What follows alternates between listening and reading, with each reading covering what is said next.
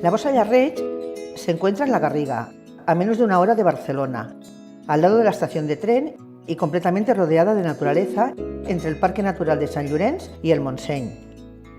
La residencia se ubica en un edificio catalogado de Can Creixell Residencia Reig. De estilo ecléctico, cuenta con magníficos jardines privados de los que nuestros residentes disfrutan a diario. Al ser un pequeño centro ubicado en un pueblo, nos gusta destacar la calidez y la cercanía con la que podemos dedicarnos a nuestros residentes. Diariamente, el equipo humano de la Vostra Llar Reig se vuelca para conseguir que todos se sientan acompañados y como en casa. Por eso, casi todas las habitaciones del centro son dobles, a excepción de una individual.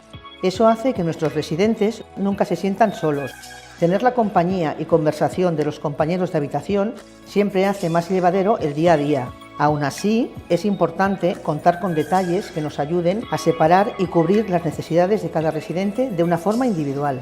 Lo mismo sucede con la salud y el bienestar, siendo estos los mayores pilares que sustentan nuestra filosofía.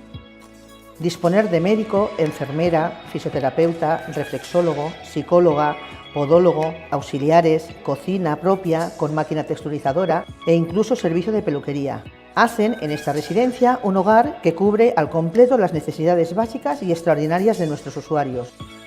También se trata de ofrecerles espacios donde puedan disfrutar de su tiempo sin preocupaciones, que puedan evadirse, y en eso los jardines juegan un papel esencial.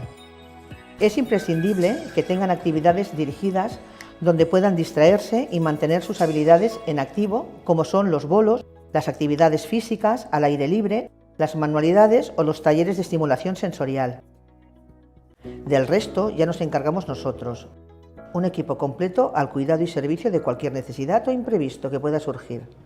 No dudéis en llamarnos o escribirnos, aquí estaremos siempre a vuestra disposición. Bienvenidos a la Vostra Llar.